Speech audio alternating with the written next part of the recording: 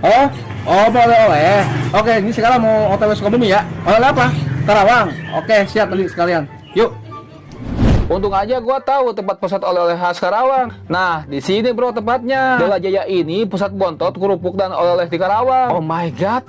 Bontot bukannya anak paling terakhir ya? Hahaha. Makanan bontot ini khas Karawang yang hits banget. Bontot ini awalnya terbuat dari adonan untuk kerupuk udang loh bro. Tapi sekarang bontot udah punya banyak varian rasanya. Bontot ini bisa diolah sesuai selera kalian bro. Bisa digoreng sampai dibuat seblak. Hahaha. Walaupun digoreng tapi lembut dan gurihnya nggak hilang loh bro. Apalagi dicocol sambal kacang yang gurih atau sambal rujak yang pedes nagih gitu. Oh ya, kalian juga bisa makan di sini dan take away buat makan bareng keluarga di rumah. Udah tersedia di GrabFood, GoFood dan ShopeeFood juga ya. Mumpung lagi di sini gua beli banyak dah. Bawa oleh-oleh buat di kampung gitu.